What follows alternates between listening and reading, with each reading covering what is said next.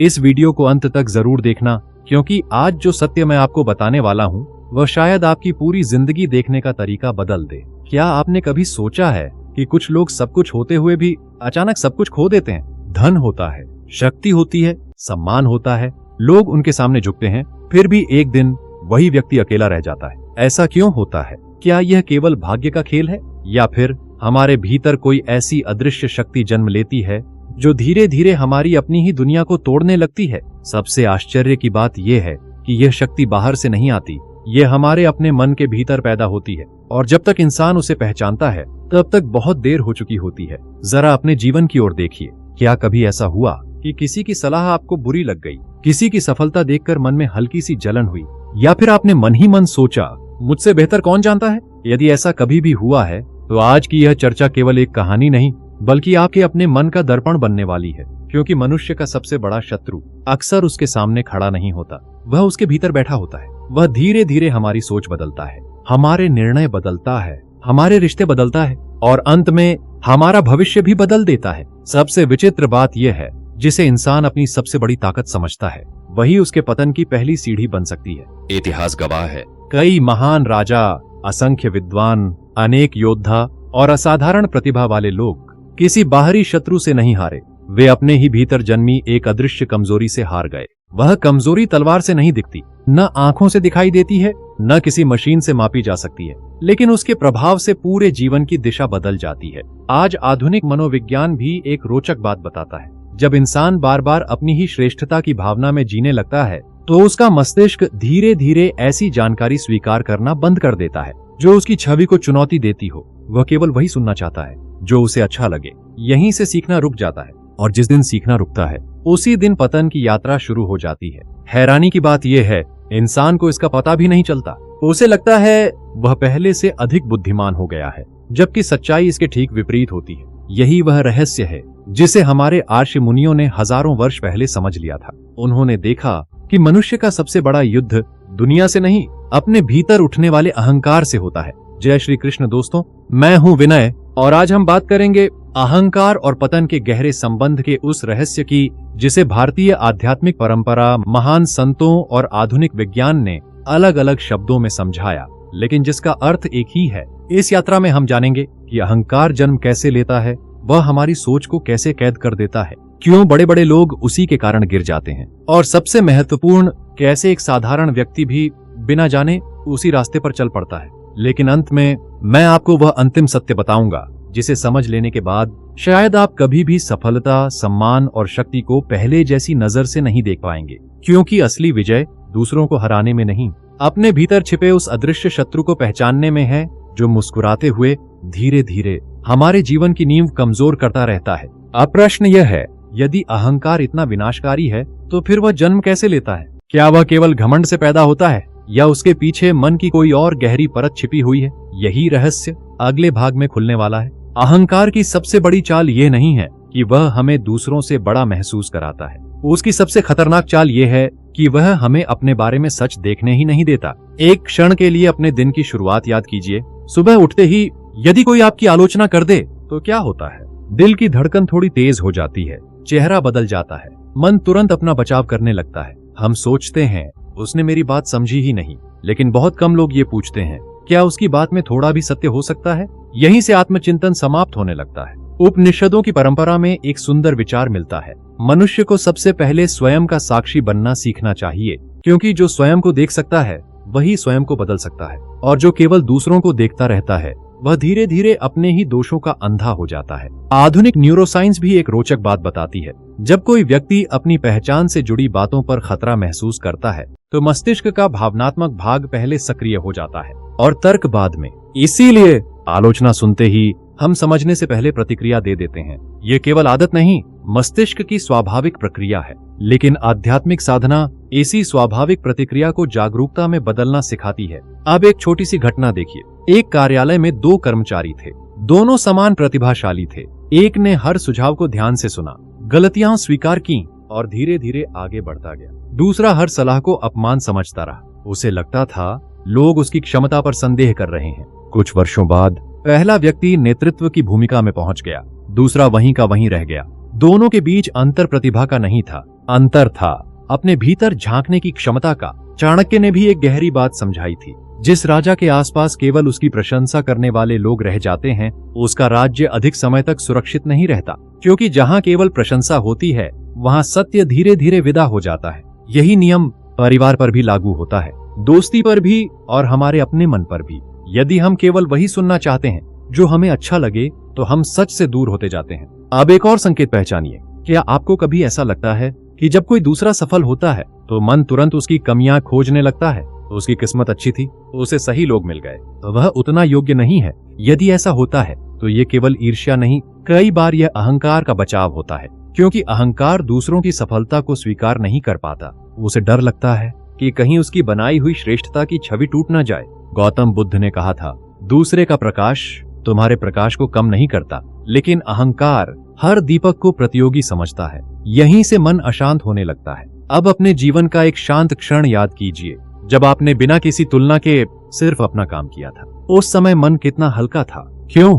क्योंकि वहां अहंकार नहीं, केवल कर्म था। लेकिन जैसे ही तुलना आई, वैसे ही भीतर संघर्ष शुरू हो गया। यही संघर्ष धीरे धीरे जीवन का बोझ बन जाता है। अब एक गहरा प्रश्न उठता है, यदि अहंकार हमें स्वयं का सत्य देखने नहीं देता, तो क्या कोई ऐसी घटना होती है जो उसके भ्रम को एक ही पल में तोड़ देती है? इतिहास कहता है हाँ, और ऐसे ही एक अद्भुत प्रसंग से अगले भाग में हम समझेंगे कि जीवन कभी कभी अहंकार को तोड़ने के लिए कैसे मौन का सहारा लेता है। पतन कभी अचानक नहीं होता, उसकी शुरुआत बहुत पहले हो चुकी होती है। जब हमें लगता है कि हम सही हैं और बाकी सब गलत, यही वह क्षण है जहां अहंकार का पहला बीज मन की मिट्टी में गिरता है। ध्यान से देखिए, अहंकार हमेशा ऊंची आवाज में नहीं बोलता। कई बार वह बहुत शांत होता है। वह कहता है, मुझे किसी की मदद की जरूरत नहीं, मैं सब समझ चुका हूँ, अब मुझे कोई क्या सिखाएगा। यहीं से मन के दरवाजे बंद होने लगते हैं। गौतम बुद्ध ने अपने शिष्यों को समझाया था कि भरा हुआ पात्र उसमें नया जल नहीं ले सकता। जब मन पहले से ही अपने विचारों से भर जाता है, तो सत्य उसके भीतर प्रवेश नहीं कर पाता। इसी कारण ज्ञान का सबसे बड़ा शत्रु अज्ञान नहीं, बल्कि यह भ्रम है कि मैं सब जानता हूँ। आज का मनोविज्ञान भी यही संकेत देता है। हमारा मस्तिष्क ऐसी जानकारी को अधिक पसंद करता है जो हमारी पहले से बनी हुई धारणाओं को सही साबित करे। इसे वैज्ञानिक कन्फर्मेशन बायस कहते हैं। धीरे धीरे इंसान केवल वही सुनता है जो उसके अहंकार को अच्छा लगे। जो बात उसे चुनौती देती है, उसे वह नजरअंदाज कर देता है। यही कारण है कि कई बुद्धिमान लोग भी समय के साथ गलत निर्णय लेने लगते हैं। अब एक साधारण घटना को देखिए। घर में पिता अपने बेटे की बात नहीं सुनते, क्योंकि उन्हें लगता है मैंने जिंदगी ज्यादा देखी है। दूसरी ओर बेटा भी पिता की बात नहीं मानता, क्योंकि उसे लगता है पुरानी पीढ़ी कुछ नहीं समझती। दोनों अपने अपने स्थान पर स्वयं को सही मानते हैं, और सत्य दोनों के बीच कहीं चुपचाप खड़ा रह जाता है। अहंकार का सबसे बड़ा खेल यही है। वह हमें यह विश्वास दिलाता है कि हमारी दृष्टि ही पूरी सच्चाई है, जबकि वास्तविकता हमारी सोच से कहीं अधिक विशाल होती है। स्वामी विवेकानंद बार बार कहते थे, जिस दिन मनुष्य सीखना छोड़ देता है, उसी दिन उसका विकास रुक जाता है। सीखने के लिए बुद्धि से अधिक विनम्रता चाहिए, क्योंकि झुका हुआ वृक्ष फल देता है, और जो केवल सीधा खड़ा रहने का गर्व करता है, वह अक्सर भीतर से सूखने लगता है। अब एक और गहरी बात समझिए, अहंकार केवल सफलता से नहीं जन्म लेता, कई बार वह असफलता की राख से भी पैदा होता है। जब कोई व्यक्ति बार बार ठुकराया जाता है, तो वह अपने चारों ओर एक अदृश्य दीवार बना लेता है। फिर वह सोचने लगता है, अब मुझे किसी की जरूरत नहीं। बाहर से ये आत्मविश्वास लगता है, लेकिन भीतर ये घायल अहंकार होता है। इसलिए हर कठोर व्यक्ति अहंकारी नहीं होता, और हर मुस्कुराता हुआ व्यक्ति विनम्र भी नहीं होता। मन की सच्चाई चेहरे से नहीं पढ़ी जा सकती। कबीर ने एक संकेत दिया था, मनुष्य जितना अपने मैं को बड़ा करता है, उतना ही वह सत्य से दूर होता जाता है, क्योंकि मैं की आवाज इतनी तेज हो जाती है कि आत्मा की धीमी फुसफुसाहट सुनाई ही नहीं देती। यहीं से जीवन का सबसे बड़ा भ्रम शुरू होता है। इंसान समझता है कि वह आगे बढ़ रहा है, लेकिन वास्तव में वह अपने ही बनाए हुए घेरे में घूम रहा होता है। अब प्रश्न उठता है, यदि अहंकार इतना सूक्ष्म है, तो क्या उसे पहचाना जा सकता है? क्या कोई ऐसा संकेत है जो बता दे कि हमारे भीतर भी उसका जन्म हो चुका है, भले ही हमें उसका एहसास ना हो? यही रहस्य अगले भाग में धीरे धीरे सामने आएगा। जीवन की सबसे बड़ी शिक्षाएं अक्सर शब्दों से नहीं, घटनाओं से मिलती है, और कुछ घटनाएं इतनी शांत होती हैं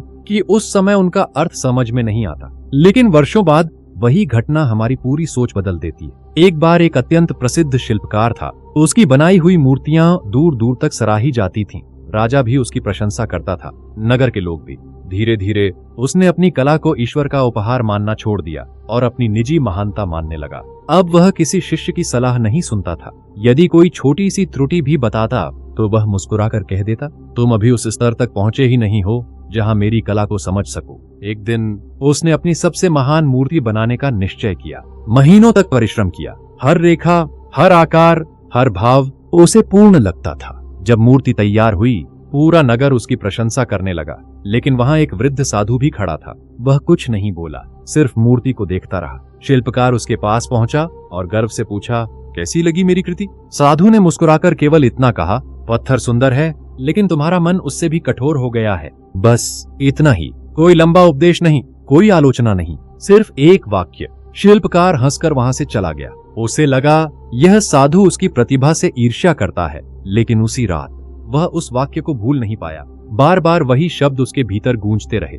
तुम्हारा मन उससे भी कठोर हो गया है। यहीं से परिवर्तन शुरू हुआ। ध्यान दीजिए, अहंकार को सबसे अधिक चोट अपमान से नहीं लगती, उसे चोट तब लगती है जब कोई व्यक्ति बिना क्रोध के सच का दर्पण दिखा देता है, क्योंकि वहां बहस की कोई जगह नहीं बचती। आधुनिक मनोविज्ञान भी बताता है कि जब हमें शांत और निष्पक्ष प्रतिक्रिया मिलती है तो हमारा मस्तिष्क धीरे धीरे अपने पुराने विश्वासों पर प्रश्न उठाने लगता है। इसे मानसिक पुनर्मूल्यांकन की प्रक्रिया कहा जाता है। यही कारण है कि कभी कभी एक शांत वाक्य सैकड़ों तर्कों से अधिक प्रभाव डाल देता है। भगवान श्री कृष्ण का जीवन भी यही सिखाता है। उन्होंने कभी स्वयं को महान सिद्ध करने का प्रयास नहीं किया। वे परिस्थिति के अनुसार कभी सारथी बने, कभी मित्र, कभी दूत और कभी मार्गदर्शक। जिस व्यक्ति को अपने मूल्य का वास्तविक ज्ञान होता है, उसे हर समय अपनी श्रेष्ठता सिद्ध करने की आवश्यकता नहीं पड़ती। यही विनम्रता की पहचान है। इसके विपरीत अहंकार हर क्षण प्रमाण चाहता है। वह चाहता है लोग उसकी प्रशंसा करें, उसकी बात माने, उसे विशेष समझें, और जब ऐसा नहीं होता तो भीतर बेचैनी जन्म लेती है। यहीं से संघर्ष शुरू होता है। सोचिए, क्या कभी ऐसा हुआ कि किसी ने आपको नजरअंदाज किया और पूरा दिन उसी बात में निकल गया? वास्तव में दर्द उस व्यक्ति ने नहीं दिया था, दर्द उस छवि को हुआ था जो हमने अपने बारे में बना रखी थी। जितनी बड़ी वह छवि होगी, उतनी ही छोटी बात भी अंदर तूफान पैदा कर देगी। आर्षियों ने इसलिए कहा, स्वयं को पहचानो, लेकिन स्वयं की पूजा मत करने लगो, क्योंकि पहचान मुक्ति देती है और पूजा यदि केवल अपने अहं की हो तो वही बंधन बन जाती है। अब तक हमने जाना कि अहंकार जन्म कैसे लेता है, वह सत्य को कैसे छिपाता है और कैसे एक शांत घटना उसमें पहली दरार डाल सकती है। लेकिन अभी सबसे बड़ा रहस्य बाकी है। यदि अहंकार इतना नाजुक है तो फिर लोग उसे छोड़ क्यों नहीं पाते? आखिर मन उससे चिपका क्यों रहता है? इस प्रश्न का उत्तर मानव मस्तिष्क के सबसे गहरे डर में छिपा है, और उसी अदृश्य डर का पर्दा अगले भाग में उठेगा। मनुष्य अहंकार को इसलिए नहीं पकड़ कर रखता क्योंकि उसे वह अच्छा लगता है, वह उसे इसलिए पकड़ कर रखता है क्योंकि उसे डर लगता है कि उसके बिना वह कौन होगा। यही वह प्रश्न है जिससे अधिकांश लोग पूरी जिंदगी बचते रहते हैं। यदि आपका पद छिन जाए, यदि धन समाप्त हो जाए, यदि लोग आपकी प्रशंसा करना बंद कर दें, यदि आपका नाम कोई याद न रखे, तो क्या तब भी आप स्वयं को उतना ही मूल्यवान महसूस करेंगे? यही अहंकार और आत्मसम्मान का अंतर स्पष्ट होने लगता है। बहुत से लोग इन दोनों को एक ही समझ लेते हैं, लेकिन दोनों एक दूसरे के बिल्कुल विपरीत हैं। आत्मसम्मान भीतर की शांति से जन्म लेता है, अहंकार बाहरी पहचान से। आत्मसम्मान कहता है, मैं जैसा हूँ पर्याप्त हूँ। अहंकार कहता है, जब तक दुनिया मुझे सबसे बड़ा नहीं मानेगी, मैं अधूरा हूँ। इसीलिए अहंकार हमेशा भूखा रहता है। उसे हर दिन नई प्रशंसा चाहिए, नई उपलब्धि चाहिए, नई तुलना चाहिए, और यदि यह सब न मिले तो वह बेचैन हो उठता है। आधुनिक न्यूरोसाइंस बताती है, जब हमें प्रशंसा मिलती है तो मस्तिष्क में आनंद से जुड़े रसायन सक्रिय हो जाते हैं। धीरे धीरे मन उस अनुभव का आदी बनने लगता है। फिर व्यक्ति काम इसलिए नहीं करता कि उसे काम से प्रेम है, वह काम इसलिए करने लगता है कि लोग उसकी सराहना करें।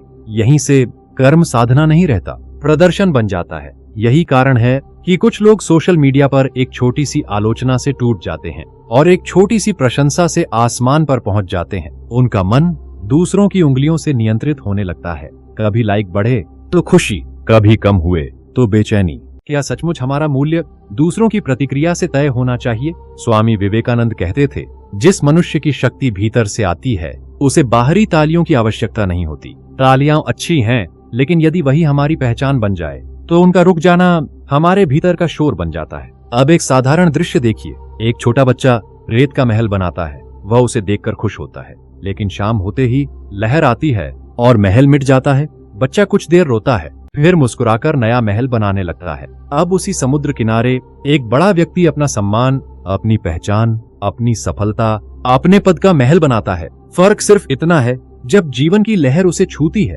तो वह नया महल बनाने के बजाय टूट जाता है। क्यों? क्योंकि बच्चे ने महल बनाया था लेकिन स्वयं को महल नहीं माना था। वयस्क अपनी पहचान को ही महल बना बैठता है। भगवान श्री कृष्ण का जीवन हमें एक अद्भुत संकेत देता है। उन्होंने कभी अपने कर्मों को अपने मैं का प्रमाण नहीं बनाया। वे परिस्थिति बदलने पर अपनी भूमिका भी बदल लेते थे। यही कारण था कि परिवर्तन उन्हें डराता नहीं था। जहाँ अहंकार होता है वहाँ परिवर्तन शत्रु लगता है, जहाँ आत्मबोध होता है वहाँ परिवर्तन विकास का द्वार बन जाता है। अब अपने जीवन पर एक नजर डालिए। क्या आपने कभी केवल इसलिए किसी गलती को स्वीकार नहीं किया क्योंकि आपको लगा लोग क्या सोचेंगे? यदि हाँ, तो उस क्षण निर्णय सत्य ने नहीं, अहंकार ने लिया था। और यही छोटे छोटे निर्णय धीरे धीरे जीवन की दिशा बदल देते हैं। लेकिन अभी एक और गहरी परत बाकी है। यदि अहंकार हमें केवल बेचैन ही करता तो शायद उससे बचना आसान होता, परंतु उसका सबसे खतरनाक प्रभाव हमारे रिश्तों पर पड़ता है। वह कैसे प्रेम को दूरी में, विश्वास को संदेह में और अपनेपन को अकेलेपन में बदल देता है। यही रहस्य अगले भाग में हमारे सामने खुलने वाला है। मनुष्य का सबसे बड़ा पतन तब शुरू नहीं होता जब वह धन खो देता है, वह तब शुरू होता है जब वह लोगों को खोने लगता है और उसे इसका एहसास भी नहीं होता। अहंकार की सबसे दुखद विशेषता यही है, वह इंसान को अकेला कर देता है लेकिन उसे विश्वास दिलाता रहता है कि गलती हमेशा दूसरों की है। धीरे धीरे रिश्ते टूटने लगते हैं, मित्र दूर होने लगते हैं, परिवार चुप रहने लगता है और एक समय ऐसा आता है जब घर में लोग तो बहुत होते हैं लेकिन संवाद नहीं होता। क्या आपने कभी देखा है, दो लोग एक ही कमरे में बैठे होते हैं लेकिन दोनों के बीच केवल मौन होता है? बात करने के लिए शब्द हैं लेकिन सुनने के लिए मन नहीं। यही अहंकार जीत जाता है, क्योंकि अहंकार को बोलना पसंद है, सुनना नहीं। वह समझाना चाहता है, समझना नहीं। एक पति सोचता है पहले वही माफी मांगे, पत्नी भी मन ही मन यही दोहराती है, गलती उसी की है। दिन बीत जाते हैं, फिर सप्ताह, फिर महीने। एक छोटा सा विवाद जीवन भर की दूरी बन जाता है। ध्यान से देखिए, उनके बीच समस्या उतनी बड़ी नहीं थी जितना बड़ा उनका मैं हो गया था। कबीर ने बहुत सरल संकेत दिया था। उन्होंने कहा, जहाँ मैं बहुत बड़ा हो जाता है वहाँ प्रेम टिक नहीं पाता, क्योंकि प्रेम को दो लोगों के बीच एक खुला स्थान चाहिए और अहंकार उस पूरे स्थान पर स्वयं बैठ जाता है। आप विज्ञान की ओर चलिए। मनोविज्ञान बताता है, जब हम किसी बहस में होते हैं तो हमारा उद्देश्य अक्सर सत्य खोजना नहीं होता, हमारा उद्देश्य होता है स्वयं को सही सिद्ध करना। इसी कारण हम सामने वाले की पूरी बात सुनते ही नहीं, हम केवल इतना इंतजार करते हैं कि वह कब रुके ताकि हम अपना उत्तर दे सकें। क्या यह सुनना है या केवल अपनी बारी का इंतजार करना? यहीं से संबंध धीरे धीरे कमजोर होने लगते हैं। एक वृद्ध शिक्षक अपने विद्यार्थियों से कहा करते थे, यदि तुम्हें हर बहस जीतनी है तो तैयार रहना कि एक दिन तुम्हारे पास बहस करने वाला भी कोई नहीं बचेगा। पहली बार ये बात सुनकर लोग हंसते थे, लेकिन जीवन के कई वर्षों बाद उन्हें उस वाक्य का अर्थ समझ आता था। जीत हर बार संबंधों को नहीं बचाती, कई बार हार मान लेना सबसे बड़ी जीत होती है। भगवान श्री कृष्ण के जीवन को देखिए, उनके पास अपार ज्ञान था, वे हर व्यक्ति को तर्क से पराजित कर सकते थे, लेकिन उन्होंने हर जगह तर्क का उपयोग नहीं किया। कई बार उन्होंने मौन चुना, कई बार उन्होंने समय को उत्तर देने दिया, क्योंकि वे जानते थे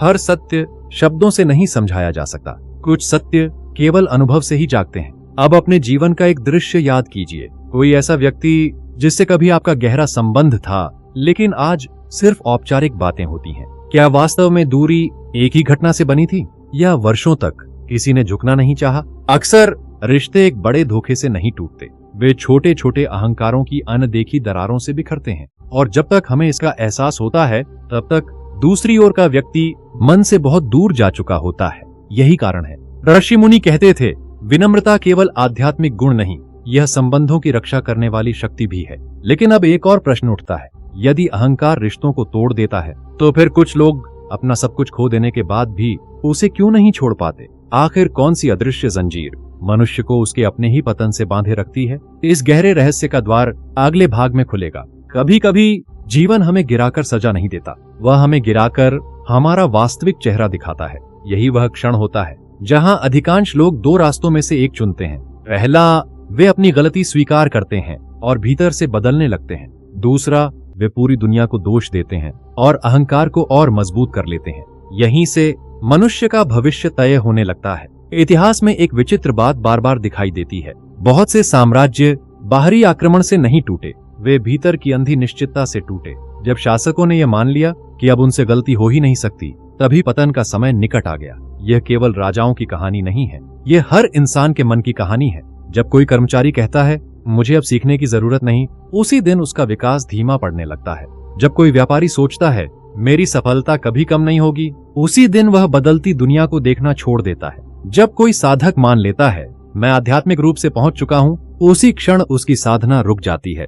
यही कारण है कि अहंकार केवल संसार में ही नहीं, आध्यात्मिक मार्ग पर भी सबसे बड़ा भ्रम बन सकता है। गौतम बुद्ध ने अपने शिष्यों को कभी यह अनुभव नहीं होने दिया कि वे अंतिम सत्य तक पहुंच चुके हैं। वे उन्हें बार बार जागरूक करते रहे, क्योंकि जिस क्षण मन कहता है अब मुझे सब मिल गया, उसी क्षण खोज समाप्त हो जाती है, और जहां खोज समाप्त होती है वहीं विकास भी रुक जाता है। अब आधुनिक विज्ञान की ओर देखिए।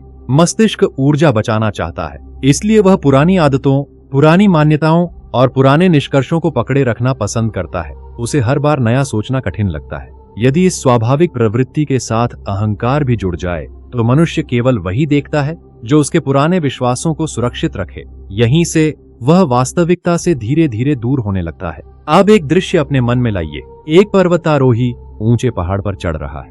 जितना ऊपर पहुंचता है हवा उतनी ही तेज होती जाती है। उसे हर कदम पहले से अधिक सावधानी से रखना पड़ता है। जीवन में भी यही नियम है। जितनी बड़ी सफलता उतनी बड़ी विनम्रता की आवश्यकता, क्योंकि ऊंचाई अहंकार को नहीं, संतुलन को स्वीकार करती है। स्वामी विवेकानंद कहा करते थे, जिस वृक्ष पर सबसे अधिक फल लगते हैं वह उतना ही झुकता है। झुकना कमजोरी नहीं, परिपक्वता का संकेत है। अब अपने भीतर एक प्रश्न पूछिए, यदि कल आपकी सारी उपलब्धियां आपसे छीन ली जाए तो क्या आपके पास ऐसा कुछ बचेगा जिस पर आपका अस्तित्व टिका रह सके? यदि उत्तर नहीं है तो समझिए आपने अपने अस्तित्व को उपलब्धियों से बांध दिया है, और जहां अस्तित्व बाहरी वस्तुओं से बंध जाता है वहां भय जन्म लेता है। भय अहंकार को जन्म देता है और अहंकार अंततः पतन का मार्ग खोल देता है। लेकिन यहीं एक नई सुबह की संभावना भी छिपी है, क्योंकि जिस क्षण मनुष्य यह स्वीकार कर लेता है कि वह पूर्ण नहीं है, उसी क्षण उसके भीतर वास्तविक परिवर्तन की पहली किरण जन्म लेती है। अब सबसे महत्वपूर्ण प्रश्न सामने आता है, क्या अहंकार को हराया जा सकता है या उससे केवल बचकर रहा जा सकता है? क्या कोई ऐसा अभ्यास है जो धीरे धीरे मन को हल्का कर दे और भीतर छिपे मैं के बोझ को पिघलाने लगे? इसी परिवर्तन की शुरुआत अगले भाग में होगी। अहंकार को हराने के लिए उससे लड़ना आवश्यक नहीं है। यही वह बात है जिसे समझने में अनेक लोग पूरी जिंदगी लगा देते हैं। जिस शत्रु से आप युद्ध करते हैं आपका ध्यान उसी पर टिक जाता है, और जिस पर ध्यान टिकता है वह और अधिक शक्तिशाली होने लगता है। इसीलिए अहंकार को दबाने का प्रयास भी कई बार अहंकार का ही नया रूप बन जाता है। कुछ लोग कहते हैं, देखो मैं कितना विनम्र हूँ, जरा ध्यान दीजिए, यह भी मैं ही बोल रहा है, बस उसने अपना वस्त्र बदल लिया है। ऋषि मुनियों ने इसलिए अहंकार को मिटाने का नहीं, उसे पहचानने का मार्ग बताया, क्योंकि जिसे आप स्पष्ट देख लेते हैं वह धीरे धीरे अपना प्रभाव खोने लगता है। एक दिन एक युवक एक वृद्ध संत के पास पहुंचा। उसने कहा, गुरुदेव मैं अपने अहंकार से बहुत परेशान हूँ। संत मुस्कुराए। उन्होंने कोई उपदेश नहीं दिया, उन्होंने केवल इतना पूछा, जब तुम कहते हो मेरा अहंकार, तो यह मेरा कौन है जो अहंकार को देख रहा है? युवक कुछ क्षण मौन रहा। उसने पहली बार अपने ही मन को देखने का प्रयास किया। उसे समझ आने लगा कि उसके भीतर केवल विचार ही नहीं है, एक ऐसा साक्षी भी है जो उन विचारों को आते जाते देख सकता है। यहीं से उसकी साधना आरंभ हुई। भारतीय आध्यात्मिक दर्शन बार बार साक्षी भाव की बात करता है। साक्षी भाव का अर्थ है अपने मन को बिना निर्णय दिए देखना। जब क्रोध आए उसे देखो, जब प्रशंसा मिले उसे भी देखो, जब अपमान मिले उसे भी देखो। धीरे धीरे मन बदलने लगता है, क्योंकि अब वह हर भावना के साथ बह नहीं रहा,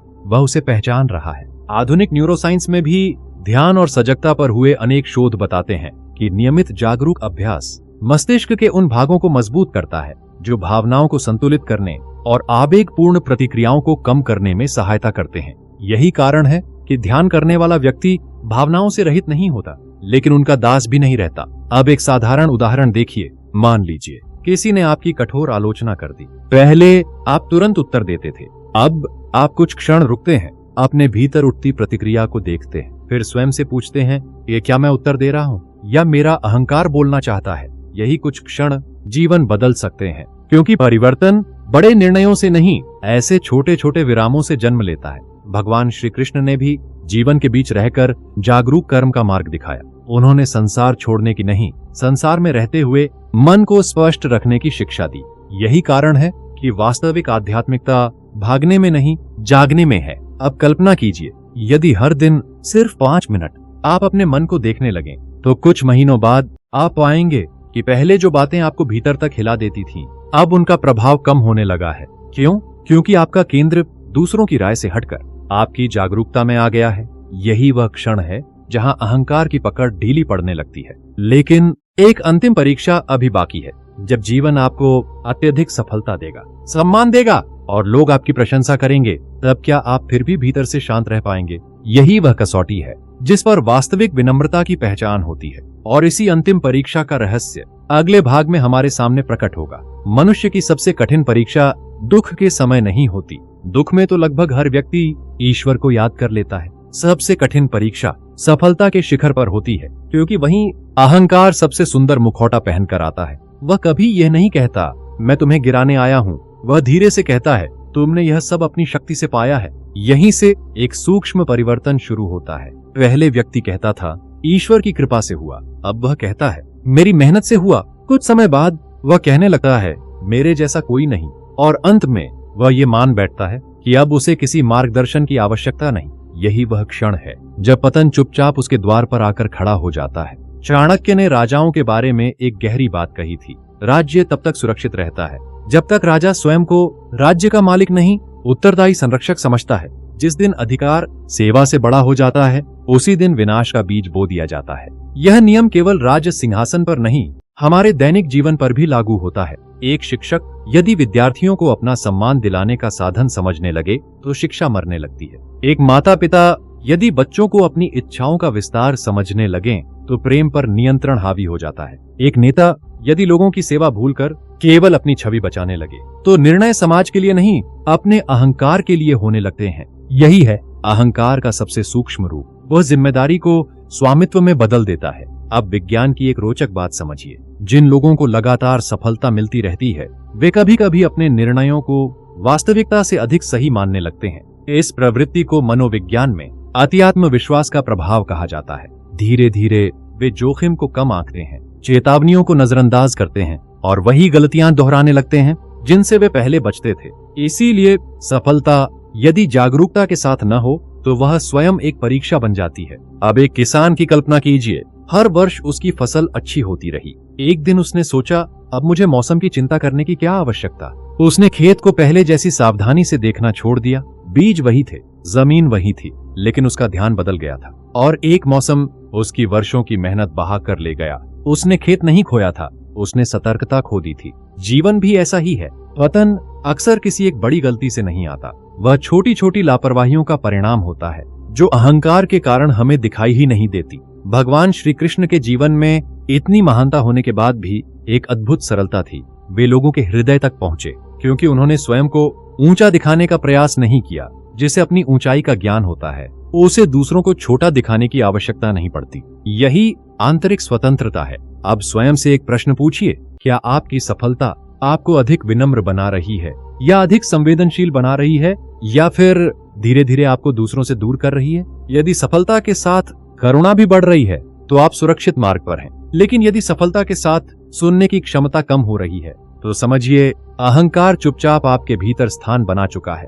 अब हमारी यात्रा अपने अंतिम पड़ाव के निकट है, लेकिन एक अंतिम द्वार अभी खुलना बाकी है। क्या अहंकार का अंत उसके नष्ट होने से होता है, या उसके पार कुछ ऐसा है जहां मैं और तुम का भेद ही समाप्त हो जाता है? यही वह रहस्य है जो अगले भाग में आपकी पूरी दृष्टि बदल देगा। अब तक की यात्रा में हमने अहंकार को जन्म लेते देखा, उसे संबंधों को तोड़ते देखा, सफलता को भ्रम में बदलते देखा, और यह भी समझा कि जागरूकता उसकी पकड़ को कम कर सकती है। लेकिन अब एक ऐसा प्रश्न सामने खड़ा है जो पूरी चर्चा का केंद्र है। यदि अहंकार चला जाए तो हमारे भीतर क्या बचता है? क्या मनुष्य अपनी पहचान खो देता है, या पहली बार वह स्वयं को सच में पहचानता है? यही भारतीय आध्यात्मिक दर्शन एक अत्यंत गहरा द्वार खोलता है। ऋषि मुनियों ने कहा, मनुष्य का वास्तविक स्वरूप उसका नाम नहीं है, उसका पद नहीं है, उसकी प्रसिद्धि नहीं है, उसकी उपलब्धियां भी नहीं है। ये सब उसके जीवन के वस्त्र हैं, लेकिन वस्त्र कभी व्यक्ति नहीं होते। सोचिए, बचपन में आपका नाम वही था,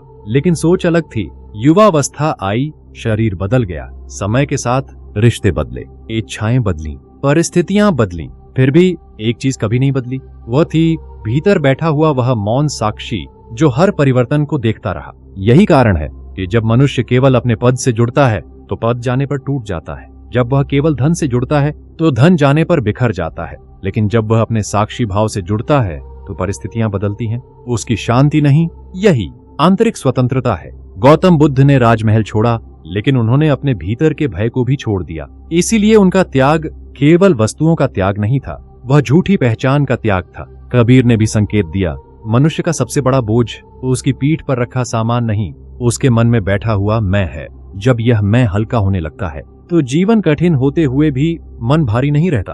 अब विज्ञान की ओर देखिए। आज मनोविज्ञान में यह समझ बढ़ रही है कि जिन लोगों की पहचान केवल एक भूमिका तक सीमित नहीं होती, वे जीवन के बड़े परिवर्तनों से अधिक संतुलित होकर निकलते हैं। क्यों?